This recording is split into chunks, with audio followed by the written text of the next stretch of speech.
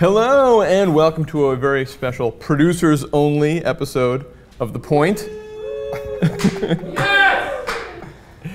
It's the week of Christmas, so we're not going to do a new episode with our usual panelists and points, but we are going to talk amongst ourselves about the show. We're going to answer some questions that you've had about the show and some of the panelists we've had, how the show gets put together, what we think of the show, and what the future show holds for the show. So first, let me introduce my talented and capable panelists here, or my guests on the show. To my left, we have Tom Hanc, who's a producer on the show. Tom Hanc. Tom, can you tell what you do? Explain what you do a little bit briefly. I barely do anything anymore. Malcolm does just about everything. Honestly, he's super producer. So I don't know. I don't know what I'm going to say today, honestly, guys. Okay, so we're going to excuse Tom. Thanks for joining us. Great. That's a great intro, Tom. I'm proud of you. We keep it real. It's TYT Network. We keep it real, but real doesn't have to be boring. All right, anyways, moving on to Ana Kasparian, right. our host, our new official host I'm the official host. There was no... The Point. We can have this be your coming out party as make Wait, you're coming out? clear. There was no... Gosh. There was no official announcement, so I guess this is the official announcement? No, the official announcement is on the current show. When they ID you, your graphic says host of The Point. Right. By the way, the reason why it says that is because I made it that way. So. That's the great thing about working at TYT is like you just do something and it just sticks, and then you show up one day and start working, and people just assume you work here. Yeah. And of course, the executive producer of the show, Steve-O. Yay! A little louder, please. Come on, a little louder. Which was my camera? Is that one? I think you're number 3. Yeah. All right, so this is a producers only episode of the show. We're going to talk about some of the things that we think you might find interesting, want to know about a little bit about what goes on behind the scenes, and answer some questions from viewers. I will start with a question from Stephen J.C. Buckley, whose question was, how do you go about deciding whose point to discuss? Where do you find the point contributors? And I'm going to let Ana respond to this because she is so eager to. She already answered him on Twitter. So we decide on which points we're going to use for the show based on what the theme of the show is. So when The Point first aired, there were 3 different points that had absolutely nothing to do with one another in one show. But I think as it progressed, the producers realized that it made more sense to, pick a theme. That way the guests know or are experts in that particular theme. And then we'll find points that will then contribute to the show. So now we basically choose a theme and then we go out and look for someone who would make a good point about that theme. Right. Initially when the show was first conceived, we were thinking we'll get big stars to do points and then we'll just put together shows around. Get Matt Damon to do a point for us, get Oprah to do a point for us, get the Dalai Lama to do a point for us. Turns out those people are kind of tough to get. So what we do now is we'll develop a theme and then I'll try to identify who are people who could give us good points about this. Maybe say something provocative and interesting we don't know about this subject, even though they're not a huge celebrity necessarily. But we try to get people who are knowledgeable, who have expertise, who if you know that industry or know whatever that topic is. So here's what happens. All right. So Malcolm wants to turn this into a PBS NewsHour, and Tom Hanc wants to turn every episode into another episode of Pop Trigger. And so I'm somewhere in the middle, and my belief is that anyone who's more serious than me, they're just boring. And anyone who's less serious than me, they're frivolous. Yeah. No, I agree with Steve. I think the show should be a good balance between informative and fun. And I hope that in future shows I could bring the fun aspect, but we can also have a substantive discussion about stories or topics that are typically thought of as fluff. So for instance, we did that entire episode on pornography, and you think of pornography and immediately people think, oh, smut, they're just trying to be salacious, they're just trying to get ratings. But no, we want to have a real discussion about pornography. Let's talk about Measure B. I mean, that's real policy, and there's a political angle to that. Let's talk about the impact it has on relationships. It's very interesting stuff. So I love that, and I love that we're open to having detailed conversations about some pretty interesting topics. Yeah, if you were tuning into the porn episode because you thought it was going to be salacious and have a lot of smut, you were sorely disappointed. Well, there were a few explicit moments, I think. Nina Hartley is very intelligent, very eloquent, and there were moments where she, said some stuff where I was like, ooh, titillating. And can I just say, okay, when I was a teenager, I was a big fan of Miss Hartley. Thanks for letting everyone know your masturbation habits. That's great. Hey, you know, I'm not admitting anything. I'm just saying I was a big fan of her work. She's a very talented actress, and the genres that she specialized in were of particular interest to me at the time. And meeting her in person, I think, was, I mean, for me, was like a rock star moment. I mean, it was awesome to meet her in person. Yeah, I could see that there's still a little of that teenage boy still inside of you. I know. When you met her. I'm gonna make a bit of a confession. Okay, this is crazy. Do you still evaluate her work on a regular basis? So get this, okay? So Ricky, you know, he mics everyone up, and as he was miking her up, I was standing, you know, to her right, just talking to her, and she was wearing a button-down shirt, and it kind of crumpled in half. I could kind of see, like, the side of her bra. I was like, oh my God, I can see Nina Hartley's bra. And I realized, you know what? I've seen her butthole, okay, on you know, in her works. So seeing her bra, like, who cares? But it was still exciting. It was still exciting. All right. Our next question comes to us from Stephen Campbell, who wrote to me and saying, I love the format of The Point, and it's my favorite part of the entire TYT network. I was wondering if there were any plans / what you would think about expanding on the subject matter of the show. I'm British and would personally enjoy more international topics, as they are very often US-centric. So what do you guys think? Is this something we should consider internationalizing The Point more? Absolutely. I think that's a great idea. And I think that the long format of the show lends itself really well to diving into topics like comparing the healthcare system of the US to other countries. That's something I've always wanted to do somewhere on the Young Turks network. So I think that's just one of many examples of what we could do. Pop Trigger, maybe it would be good for Pop Trigger? All right. No, I absolutely agree with Tom. I love international stories. One of the stories that we did talk about was the Bangladesh factory fire.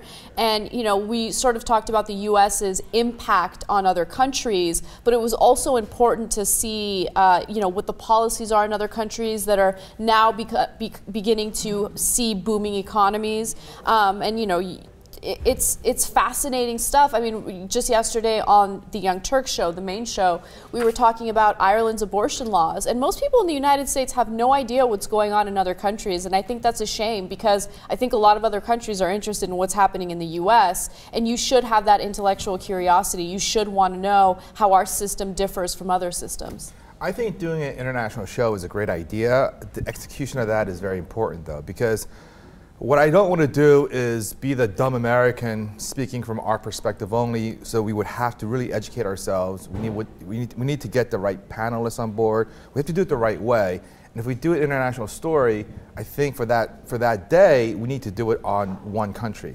So we can't do a story in Germany, one in, you know, Kenya, and another one in Kazakhstan. I mean, it has to be kind of one, and maybe we load the panel up with people from that country or who's very knowledgeable in that country. But I also don't mind having an American view of that country's policies so that they can see how, you know what we're thinking, and if it's stupid and uninformed, they can tell us. Yeah. But that's not such a bad thing either.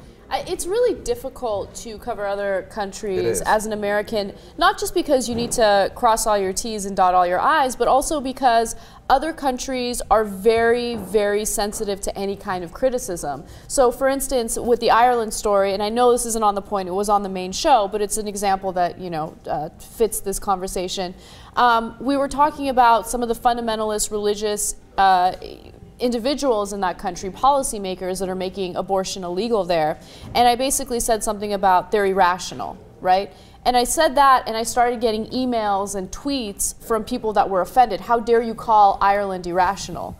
And it's like, ugh, no. They're drunks. Right. They're not just irrational, they're alcoholics. Exactly, that's what I meant. No, but it's like you have to be very careful, and I feel like sometimes you have to walk on eggshells when you talk about other countries, and you have to make sure that you list all the caveats and you're very detailed in what you're trying to say. Yeah, as long as you give the disclaimer that America is #1, I think people are okay with it, and I think everyone understands that. And I love when the U.S. gets criticized, by the way. I think who criticizes the U.S. more than the Young Turks? I'm not bothered by those criticisms. I mean, they're just uninformed, okay? I mean, you're not saying the country of Ireland is irrational. You're saying that the policymakers Right. in this particular instance is irrational, and they're just taking it the wrong way. I don't care about those people. However, there is a real danger because we don't have our own news reporting team. We rely on news that's already out there, and we read that to kind of bone up on the knowledge, and we are only as good as the source that we're depending upon. So if we read the wrong source with the wrong information, we may or may not know what we're talking about, and that's the danger that I see. So if there's a story about Ireland's abortion policy, you know, how many sources should we read? How many sources should we follow up on? And to make sure that we have all sides of the story, you know, in our heads before we can speak about it intelligently. So that's a lot of work, and that's the hard part. There's also a problem, I think, when you have a presumption of ignorance, which we do about, you know, if we're doing a story about Brazil or what have you, that we don't know that much about Brazil, and so to be able to cover these stories well, you have to provide so much foundation of, okay, like for example, when we do a story about the Republicans versus the Democrats, we don't have to provide a whole explanation of how our system works and how the Republican Party represents this and Democrats, because we can assume that our audience understands that. But we can't assume that about the way politics works in Brazil. So you often, when you cover these stories, you have to provide so much, I mean, if you're going to talk about the situation in the Ivory Coast, it doesn't really help to just cover a story without giving some foundation, the background of what's going on and who the different parties and players are there. So it's complicated to cover a story where the baseline knowledge is so low. That's one of the challenges. And then, but as Steve was saying, we have the same problem with, which we used to have with the sort of catch-all shows we used to do, where if you're going to do a show about Hungary, Taiwan, and Uganda, who are your three panelists going to be who have those areas of expertise? And who's going to be the host who's going to know anything about that? So I think you're right. We cover the individual countries or regions maybe and have good panelists, but also we have to be careful about the topics we choose because they have to be ones we don't have to explain everything about them. So, but if any show on our network should tackle this issue of international coverage, it should be this one because this is the only one that lends itself to that. We have a long time to talk about every single issue, so it works here.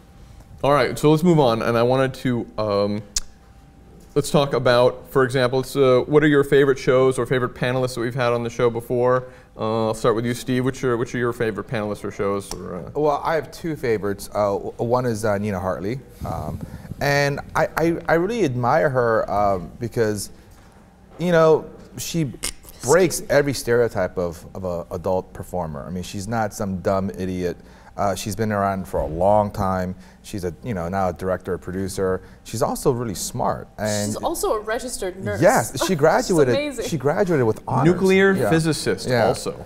And so I think she's a smart businesswoman. So I really admire her as a person and her intelligence and the way she kind of developed her career over a period of time. And I think she had a lot of insights that I just didn't know. One of the things I learned a little bit more about was this whole hentai porn, which I still don't quite get. I don't appreciate it. I checked it out. I was like, not for me. It's just weird. I don't quite get it, but it's interesting. And my other person is, God, what's his name? Paul, the Republican. Paul Chabot. Paul Chabot. Yeah. Paul Chabot. Now, he absolutely fascinates me, because he seems so nice and so reasonable. And off camera, we talk about, I don't know, baseball, we talk about food, and he seems just perfectly normal. And then he starts talking about politics and policy. He sounds like a crazy person to me. We should mention he's a Republican. He's a Republican. Very right-wing guy we had on the show talking about drug policy. But he does it with such a polite demeanor, with a nice smile on his face, and he's saying, like, if you just plug your ears and just look at his face, you just think, I like this guy. And then you close your eyes and just listen to him, you're like, who is this fucking nut? Yeah.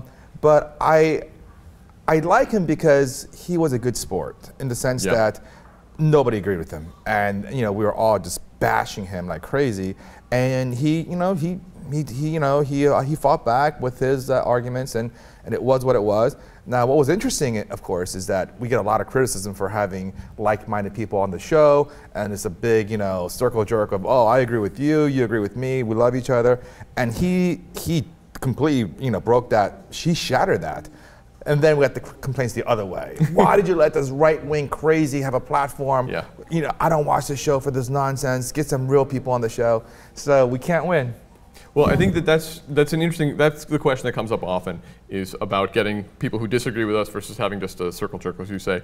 And we talked about it a little bit on the last Producers episode, but one of the ways I would like to describe it is that sometimes we do want that disagreement. We do want people who represent the right-wing perspective, and sometimes we want just people who have a left perspective, who agree, but they may disagree about policy and how the best way to move forward to achieve what are our common goals. I sort of equate it to being like, if you want to have a segment about what's the best steakhouse in LA, you're not going to have a vegetarian on the panel, because that person just does not agree with the base foundation of the episode or the segment. So, but there are some where we do want that perspective, and so we try to find a happy medium there. By the way, I just want to point out real fast that we've had 2 Republicans, Paul Chavot and Kathy Tavolaris, and both times the audience hated them. Just hated them. Alexis Garcia is another example. But she's not a real Republican, though. I'm going to call her out. She's not watching this right now? Are you watching this, Alexis? I don't know. She's I felt like she was really struggling to defend her party. She can't. We shot that episode. The most recent one was like 3 days after the election or something. It's like, hey, come on and talk about the Republicans. And she was just like, oh, it was like she came out like a fighter for the 11th round after just taking 10 rounds of beatings. It's like she's not gonna come out strong anyway. I love Alexis. I we love her. I just don't believe she's a real Republican. Yeah. All right, Anna, what about you? What are your favorite shows or panelists that we've had in the past? I really enjoyed, in terms of shows, I really loved the show that we did about, the factory fire in Bangladesh and, consumerism. It's a really interesting topic, because how do we become good consumers in the U.S. when the majority of stuff we buy is made abroad and it's made on the backs of kids and people that are barely getting paid anything. But in terms of panelists, I really enjoyed the show we did on gun control, because we have this UCLA law professor, Adam Winkler, who was so well spoken and did such a great job talking about our Constitution and kind of talking about it from a perspective that I hadn't heard before. So I enjoyed that. I loved Kevin Pereira. I mean, Kevin Pereira is very talented. He was on Attack of the Show on G4. He's very popular amongst the what do you call it, whippersnappers. I'm just kidding. But no, he's a smart guy. He's a funny guy. He brought like a lighthearted yet very informative voice to the show, so I enjoyed that as well. And look, I can't even begin to say how much I love The Point. So there hasn't been a single show that I've hosted that I was unhappy with. I really, really love it. It's like one of those things, I feel like I just ran a marathon when I finish it. It's like that good feeling where I feel like I did something good for like my body and my mind and everything. It's just a good feeling. All right, Tom, do you have any favorites? I love the monogamy episode with Christopher Ryan. And that was also had Nina Hartley and Sex Nerd Sandra. I love that topic. I love the topic of, is monogamy natural? Should you be dating around? The social norms, the social pressures, how that's viewed in different cultures. Tom just got married, by the way. Yeah, no, but that's a very interesting topic for him that he's looking to explore. Yeah, my wife is. She's watching this right now. I'm getting my cell phone's buzzing now. I should stop. Yeah, probably. But that was a show I think that affected all of us who read Chris Ryan's book Sex at Dawn, and it's one of the ways I think that doing this show has really impacted me. What you were talking about with the consumerism, when we cover these stories, it's hard not to be affected by it. And next time you're at Target and looking to buy some socks, being like, Jesus, what the hell was going on in that factory where these socks were made? Yeah. And then you put it out of your mind and buy them anyway. But Chris Ryan was another one. He's like a real friend of the show, and it's really impacted the way I think about things and really learned something. And I love panelists who come on and who say, like you were talking about with Adam Winkler, talking about the 14th Amendment as something that is important to gun control. I'd never heard that before. Mm-hmm. So people bring something to the show that I've never heard before, and I research all these shows, so it's unlikely that you're going to put some boring information past me or have that be new to me. So I like that. I like I like Kevin Pereira. He was funny, and what I like from people who are funny, like when we have people who are funny on the show, comedians, is that they can be funny, but also are knowledgeable and have insightful things to say. It's sort of like I equate it to the Hollywood Squares answer, where they give you the question, you give the joke answer first, and then you come back with the real substantive answer. And Hollywood Squares is a show that was on like 57 years ago. I know Hollywood Squares. In fact, the whippersnappers know. I know it. No, there was one like special. Where Christina Aguilera participated. I remember that one. Really? Yeah. Yeah, Steve. So I know about Hollywood Squares. All right, so Anna, let me ask you a little bit about, now that you're the official host of The Point, what does this, we were talking about this yesterday, about how this gives you an outlet that you sort of, with the second hour, that you've had these battles with Cenk about how the second hour tends to be fluff and you want it to be more serious, and this gives you a way to sort of explore that and get off Cenk's case a little bit. So it actually goes beyond just Cenk and the second hour of the main show. You know, I've been with the Young Turks for 6 years now, and in your career you obviously want to see a little bit of progress, and I was kind of getting to a point where I felt like my career was stagnant. I was like the fluff girl in the second hour, which, by the way, I know that's a commonly held belief, but the reality is, you know, the second hour isn't always fluff. We talk about some serious topics there too. I don't know, Mark Hamill told me pretty much all it is. Oh God, please don't get me started on Mark Hamill, okay? Mark Hamill referred to me as the revolving girl of TYT. In the process of trying to compliment me. It was the weirdest compliment It's a joke ever. because it's not true. It's just because he's so wrong. That's why I think it's funny. Yeah, I didn't take it as a joke. But anyway, so, like, I needed an outlet for a more serious discussion on certain topics. And you know, like Cenk does sometimes 2.5 hours of hard politics every day. So he needs an outlet as well, and his outlet is the second hour where he can have fun and joke around and talk about the light news, right? But for me, that's the hour where I get to showcase my intellect and show that I have credibility and that I can talk about the serious topics. So I realized that I needed a different show to just be the best that I could be, you know, without a co-host or anything, and just kind of take charge. And The Point really gives me that opportunity. And I'm looking forward to it because it's helping me learn new things. It's helping me improve as a host. So I love it. It's great. Well, you know, it was my decision to make Anna the permanent host of The Point, and I didn't make that decision lightly. I think Anna really shines here because I think in the second hour, you kind of go through the stories pretty quickly, and there's no opportunity to go in depth. Also, co-hosting with Cenk, it's tough because, you know, he's so much more senior to you, and he kind of, even though it's your story and you're really technically driving the narrative, he often hijacks it and he takes it in his direction, and you got to kind of follow. So you don't have an opportunity to have your own show. So I think here it is your show. Malcolm prepares you really well, and you do all the research, and I mean, I think you've done a great job in every episode so far. And you know, I think in the last year you've grown quite a bit, you know, professionally, and it's great to see that. And going forward, I expect, you know me, I have a very high bar, so I'll keep cracking the whip. But I'm very confident that you'll keep improving. Thank you. I love it. I'm having a great time. So I'm looking forward to improving. I agree with everything Steve said. And people are going to leave comments and be like, oh, you have to say that. But trust me, I'm the kind of person, if you know me, I'm not going to say it if I don't. I would just not say anything if I didn't think that. But I would say, and in fact, I have, you know, said bad things to Anna before about some other things that she's done where I totally disagree. But I'm very happy with what she's done at The Point. So. Yeah, I mean, the one thing I will say is Tom is one of my friends that will always tell me what I don't want to hear. He posted something about that on Facebook, and I was like, oh my God, that's so Tom. He's the friend who always tells you stuff that pisses you off in the short term, but then later on you just appreciate it because it's the truth, and you need someone to tell you the truth. So. Behind the scenes, Anna has been angling to get Tom off the show. I'll be honest with you, it's the truth. I didn't have to work very hard at that. All right, so let's quickly talk about some upcoming topics, and then we'll wrap it up. So, a couple of things. One is that while Anna is the permanent host, we still may have situations where we bring in guest hosts for specific episodes, but Anna is going to be, for the most part, the regular host. So that doesn't mean just every single episode. And we are going to continue to do theme shows. We may do shows that are sort of catch-all a little bit like we have in the past, where it's not going to be necessarily all themed shows 100%, but we are looking to do theme shows because we think those really work the best. So some of the ones we've talked about doing are about topics like death, about relationships. What else did I have? I have written down somewhere what other topics we had. We were going to do gambling. We're going to do an episode all about gambling. And what else? Do you have any other ideas that you want to do? You think of?